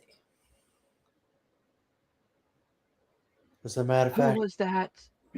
It was. It was. The smoke from the gun. Love it. As a matter of fact, it was. Love this movie. It starts crying. Like, that's all you can do. Yeah. At this point, like, what the fuck happened? That's not till later movies. Oh, and it's gone. And then people are like, he's supernatural. He disappeared. And it's like, it's art. It's like he's saying he's everywhere. Yes, exactly. Exactly. In any town. And you don't know where it's coming from, where the evil's coming from. And it's just ever present everywhere. And I think that's the problem I have with the Rob Zombie movies. Oh, that's the one of many problems we might have with the Rob Zombie movies. Yeah. But like to me, one of the biggest problems is that he tells me so much about Michael Myers that I didn't want to know. Yeah. Yep. This one gives me just enough to know who Michael is, but everything else is left to interpretation. Yeah. And then you get to see I did not need to know Michael was bullied as a kid. I did not need to know he came from a broken home. The breathing with all the different locations, cut to the credits, and then the score is still going on. Oh my god. Brilliant.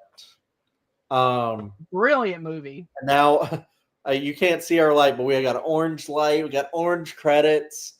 Halloween night. Still Halloween. Because not midnight yet for us. And it's just, it's always great to watch. Maybe the greatest horror movie ever made on Halloween night. Mm-hmm. And I think I forgot. I watch this movie every year, and every year I watch it, I love it more and more.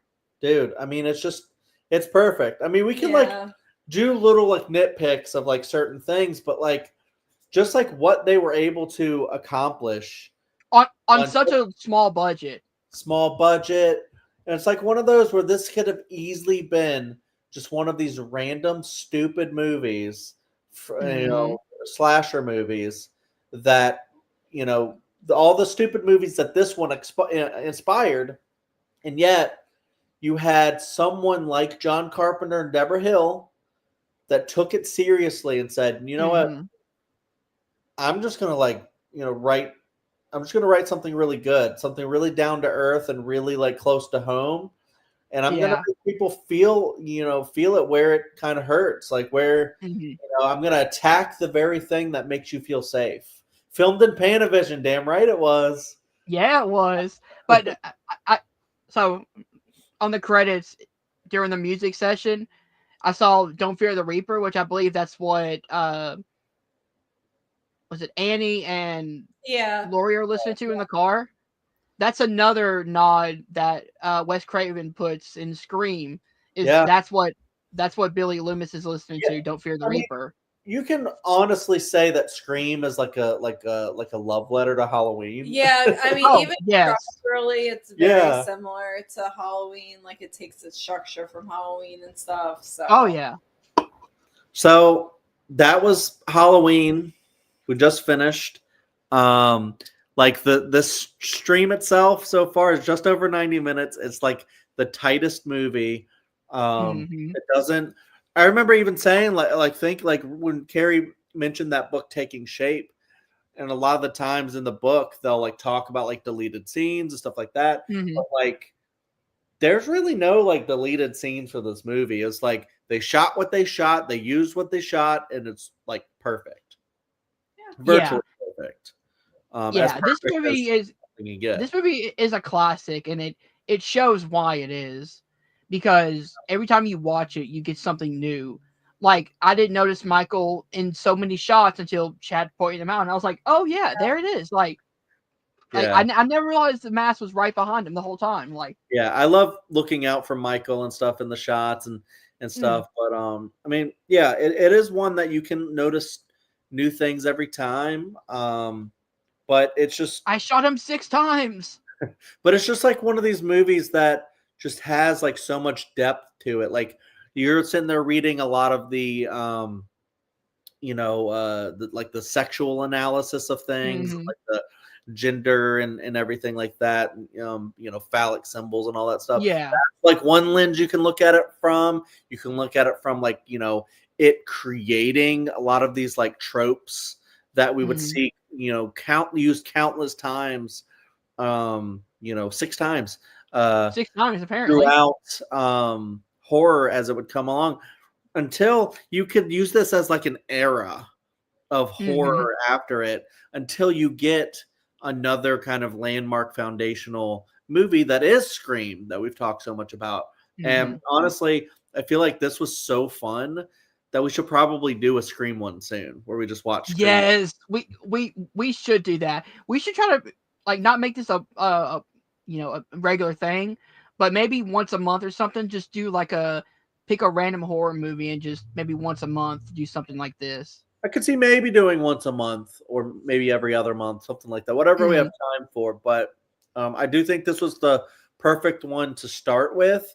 And it just came out of like necessity, where like last year we reviewed Halloween, and then I was like, it would be so boring just to review it again. Watch it and, talk about it that way.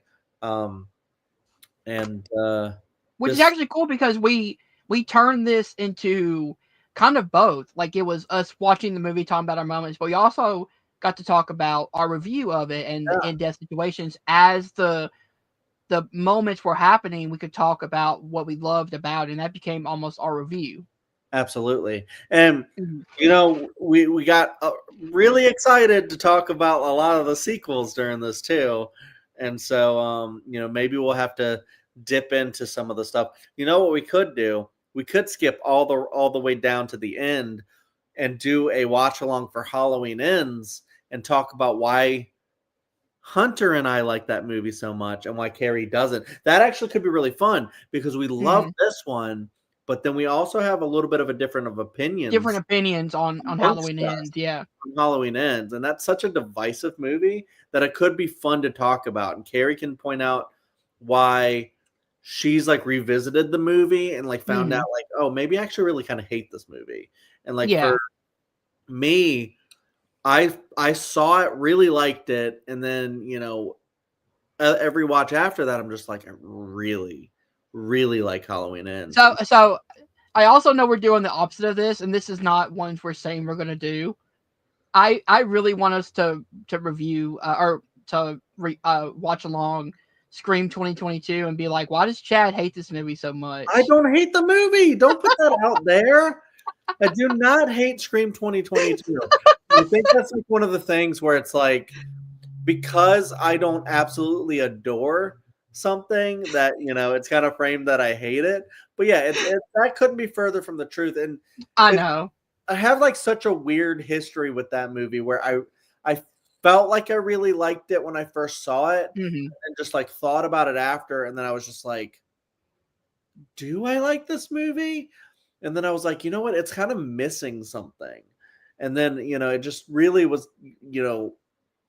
hard to kind of wrap my head around. Like, it's a Scream movie, but it doesn't always feel like it's like really a Scream movie. It kind of feels like a fan Scream movie in some way. And that's the thing. Like, as much as I love Scream 5 and Scream 6, it is missing sadly, the Wes Craven of it all. Like, the way he was able to, masterfully use the camera in certain areas and balance the great, horror and the comedy moments on screen. You can also look at it as like different eras of Scream, where it's like the Craven era, the Radio Silence era. And now we're starting to see like a new Williamson era. Mm-hmm. And I'm like excited to see if like Scream 7, because I know you mentioned you loved the trailer. Oh yeah. And I love the trailer too. I thought it was great. Carrie hasn't seen the trailer yet.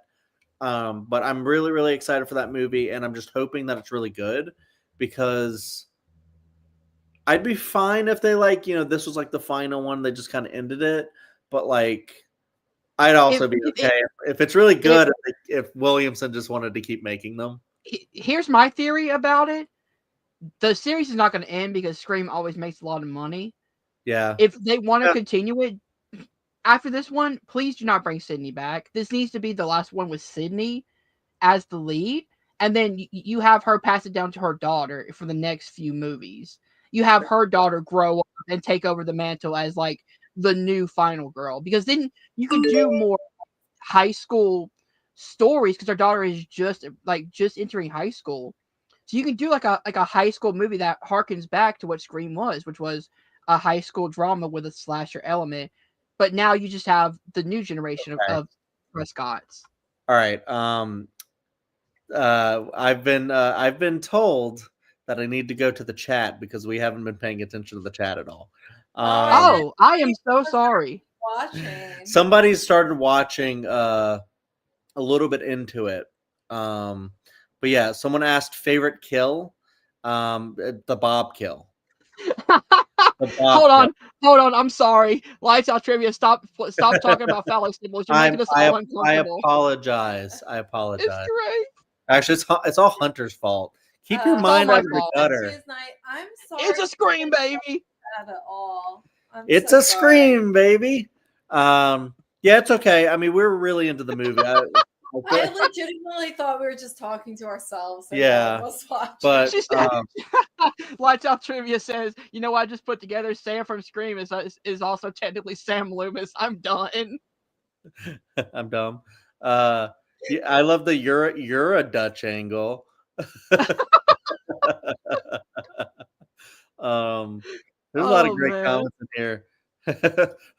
Randy Giles. Good try, Hunter, but you really don't want to throw down with Carrie on behind the scenes of horror. That's fair, actually. So many good words. Good comments in here. Again, this pumpkin real quick. They're like, let me grow this pumpkin. Let me carve this pumpkin real quick. Hold on. Hold that thought. You're a pantry. No, you're a pantry. I didn't think anybody was watching, let alone commenting. So these are great. We get all the great quotes, like you hit me with the phone, dude. Oh, you know what? Actually, the first one is a great question. Favorite kill in the movie. I already talked about that one. What's the rest of it? What's Hunter's favorite? My favorite kill was the Bob kill. Hunter. Judith. Great opening. Yes, that's correct. There's none left. No, there's two left. Is it PJ Souls? No. I guess it's Annie when she's like she's getting choked. So we could have the same one. I mean, is your kill really the Annie? Yeah. No. So we also did talk about this trailer. The kills aren't the highlight of this movie. It's like the suspense is the highlight of this movie. Well, I'm sorry we didn't notice you until now, but you know. Oh, I'm so sorry. You know, we're just learning. We're learning, and you know, also we were just trying to figure this format out. And I'm just really glad you're a foil. No, you're a foil. Really glad people are checking it out, and hopefully this can catch on and be kind of a interesting thing going forward. I know we have plans to do. Well, I won't talk about all of our plans. We'll let that fly. We're not confident in our plans. Maybe she had a spare set of keys. Oh, when he went to the car, yeah. Oh, yeah, he did totally. And someone did ask about the Scream trailer, and we talked about. Two of us liked it, and one of us hasn't seen it. Carrie hasn't seen it. I refuse. They were because who sent it? Hunter or Chad? I did. Chad sent it, and Hunter was like, "Oh, this looks awesome." Blah blah blah. And Chad was like, "Yeah, it looks awesome." And I was like, "I'm not watching it." I was just like, "Thank you so much." I'm glad you enjoyed it. I just love that a new Scream is coming out because it's surrounded by controversy, and it's just like not even just controversy, but just like delays and like production stuff and there's a lot of drama. And then I just always wondered, like, is it actually going to happen? And then to see a lot of movement on it, and then to see let's do it. Honestly, that was one of the things that there's a fabled thing over on the Cinema Chad channel that Jake Tato and I reacted to Good Burger 2 when it came out, and yet I couldn't, because we played the whole movie like on the stream. We didn't do it live, but the goal was to edit it up to where it was watchable and really fun and funny, but like also like playable on YouTube. And I just could not figure out I just could not figure out how to get it to where it's not copyright, and so it never came out. But one day, this is also true, but I understand why Carrie doesn't want to watch any trailers. I mean, it is really just a teaser, but I am probably not going to watch any more trailers. I'm gonna have to, because I host horror headlines, and that's gonna be just the biggest talking. Don't ruin anything for us, because I know Hunter likes to watch these trailers and go, "I think I just figured out who the killer is." It's just I'm like, Hunter, sometimes oh, I'm sorry. No, it's not. No, it's just it's more funny than it is anything, because you're just like you're like Charlie Kelly from It's Always Sunny doing the Pepe Silva thing, where you're like, it's like this, and I'm like, damn it, Hunter. I'm so excited for Scream 7, and I want to speculate about it. I know, but it's if they're good, they'll put enough stuff in there where they're like, you think they're giving you the whole movie, and they're really just giving you like the first 5 minutes. You don't even know. That's what I'm hoping. That's what I'm hoping too, because I know, like, when it was announced that they were doing a Scream 7, like, we did like a little stream, and we were like all trying to figure out what are they going to do. And I remember Hunter, because we were speculating, and Hunter had like the brilliant, like, what if they go even more meta and they go like New Nightmare style? I love this idea, and I want Scream to do it one day. I'm wondering if they're doing it, but the trailer is just not showing that aspect of it. Because I know, and I know you don't know much, but I know that part of like the very beginning is that they go in and there's like an animatronic ghost face. That would be so cool. Hit us with the Metal Gear Solid 2 treatment. I honestly have to say I don't know what that is. I know what the game is, but I've never played it.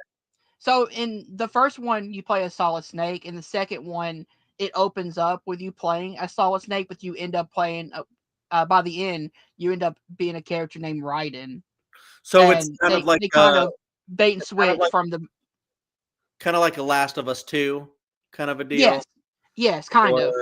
Like Place Beyond the Pines or Psycho, where you're following someone that get killed midway through, and then you're like, what? It's basically the Scream 1 treatment with it actually is Casey Becker. Yeah, yep. Yeah. Absolutely. Because again, you see Drew Barrymore, and you're like, oh, she's gonna be through the whole movie. Nope. Because she was like such a big name. And I think they advertised it that way. They advertised it like hard. I mean, she's she is the poster. Yeah, she's the one on the poster. Yeah, the original poster, not just the the original poster. Yeah, I know that, like, I can go kind of deep into speculation, and that's because I watch like a lot of trailer breakdowns, and what does this stuff mean? Like, I like diving into movies and like trailers and stuff, but I also know that, like, it could ruin the movie for me if I just find out who the killer is.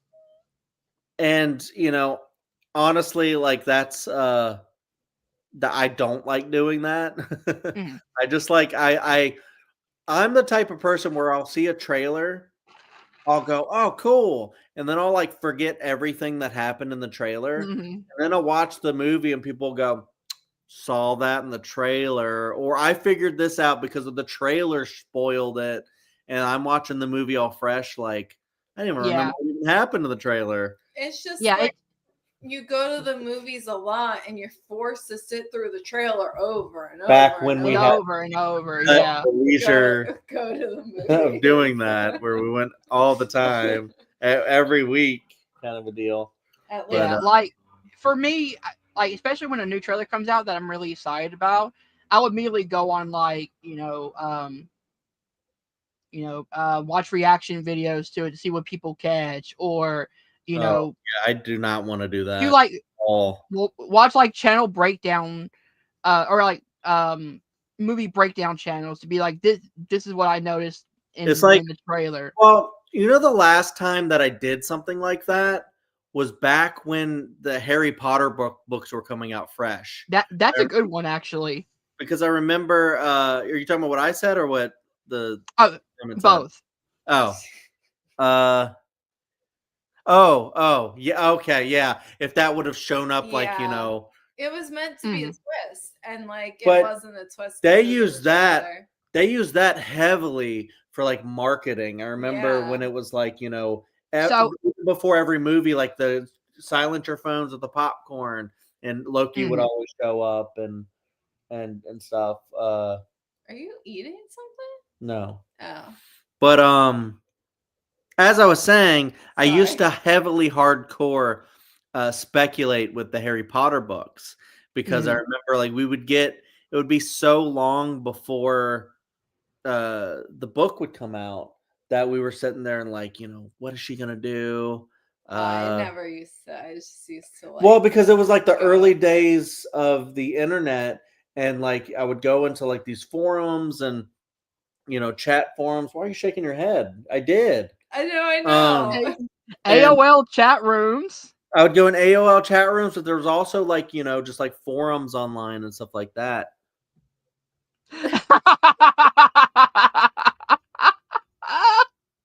What? You said no, you weren't eating anything. He just turns aside and pulls out a Scooby-Doo sized sandwich. For some reason, I thought you had a cough drop in your mouth or something. I was like, you're not sick. No, I'm like chewing on my tongue. It's like a weird habit I have. But anyways, yeah. So I want to bring up this comment. I'm not going to say who it is, but this is a good point. Now, I wonder if that person is actually dying in the trailer or if that's a miss. God, are we doing this right now? Oh, it's okay. I don't care that much. I don't even remember this part of the trailer, so You don't remember anyone dying? No, it's been a day. You see Joe McHale's character Mark Evans. You see him getting attacked by Ghostface, but I wonder if that's a fake out.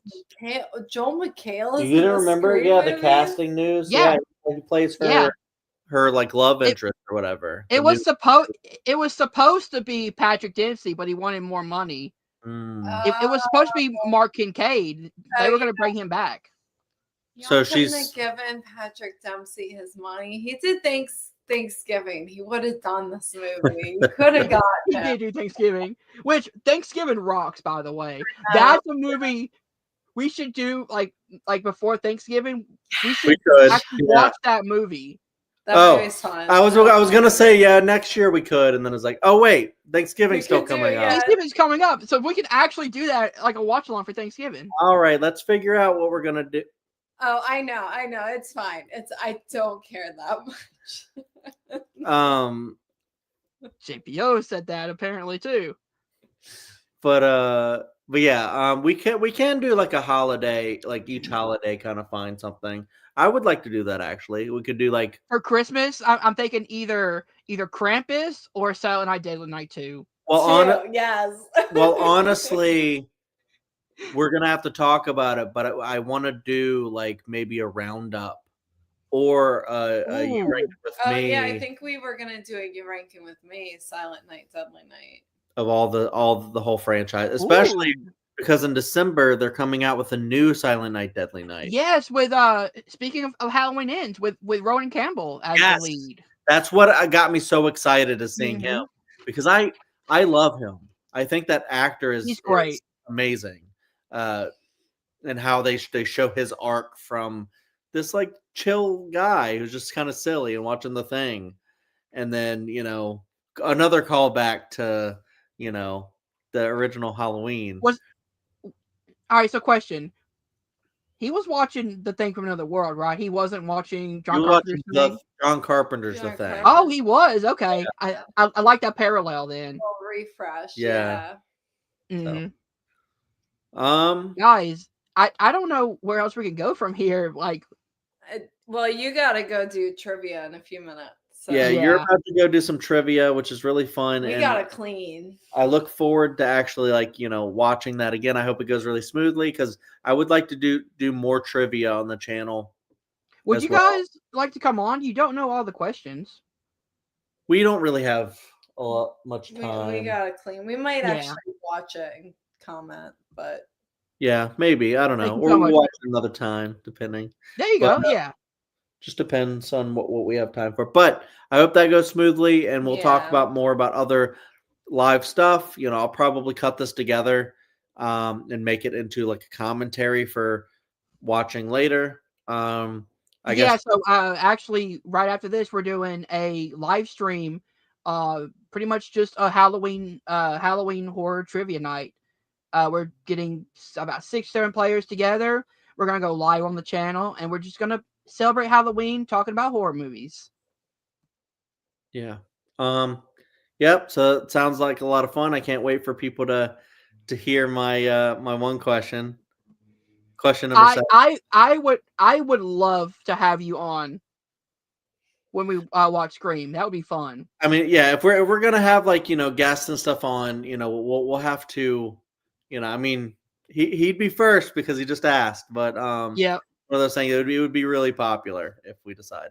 Happy Halloween. Happy Halloween, guys. All right, I believe, because I have to go write one more question. I think we have to call it a night right here. Almost 2 hours in, but this has been so much fun. If you guys did enjoy this, please hit the like button, subscribe to Welcome to Primetime, and remember, stay scared. Happy Halloween, everybody. Happy Halloween. Happy Halloween.